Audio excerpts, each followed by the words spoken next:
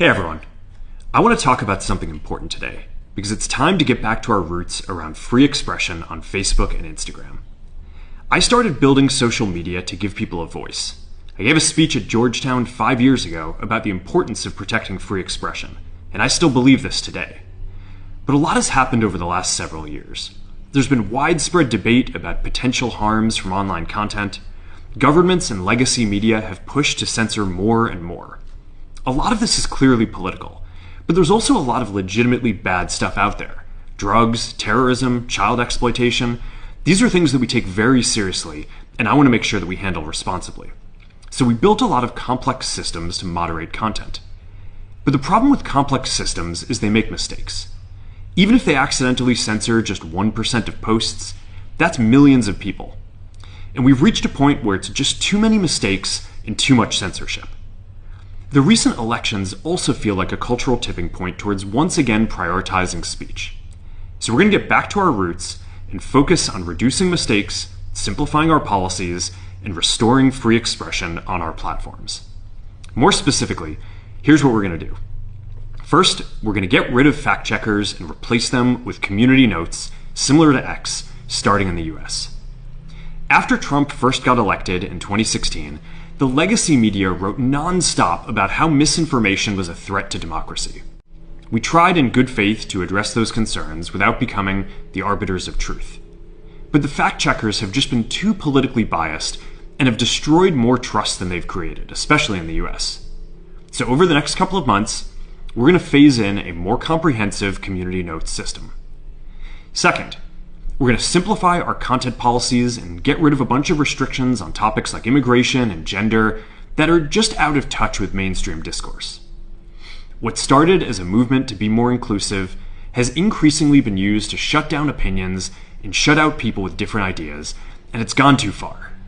So I want to make sure that people can share their beliefs and experiences on our platforms. Third, we're changing how we enforce our policies to reduce the mistakes that account for the vast majority of censorship on our platforms. We used to have filters that scanned for any policy violation. Now, we're going to focus those filters on tackling illegal and high-severity violations. And for lower severity violations, we're going to rely on someone reporting an issue before we take action.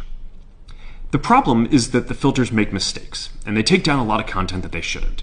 So by dialing them back, we're going to dramatically reduce the amount of censorship on our platforms. We're also going to tune our content filters to require much higher confidence before taking down content. The reality is that this is a trade-off. It means we're going to catch less bad stuff, but we'll also reduce the number of innocent people's posts and accounts that we accidentally take down. Fourth, we're bringing back civic content. For a while, the community asked to see less politics because it was making people stressed. So we stopped recommending these posts. But it feels like we're in a new era now, and we're starting to get feedback that people want to see this content again. So we're going to start phasing this back into Facebook, Instagram, and Threads while working to keep the communities friendly and positive. Fifth, we're going to move our trust and safety and content moderation teams out of California, and our US-based content review is going to be based in Texas. As we work to promote free expression, I think that it will help us build trust to do this work in places where there is less concern about the bias of our teams. Finally, we're going to work with President Trump to push back on governments around the world that are going after American companies and pushing to censor more. The US has the strongest constitutional protections for free expression in the world. Europe has an ever-increasing number of laws institutionalizing censorship and making it difficult to build anything innovative there. Latin American countries have secret courts that can order companies to quietly take things down. China has censored our apps from even working in the country. The only way that we can push back on this global trend is with the support of the US government. And that's why it's been so difficult over the past 4 years when even the US government has pushed for censorship. By going after us and other American companies, it has emboldened other governments to go even further. But now we have the opportunity to restore free expression, and I am excited to take it. It'll take time to get this right, and these are complex systems. They're never going to be perfect. There's also a lot of illegal stuff that we still need to work very hard to remove.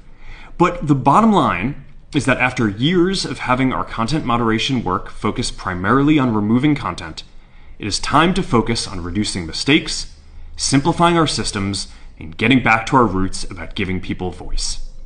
I'm looking forward to this next chapter. Stay good out there, and more to come soon.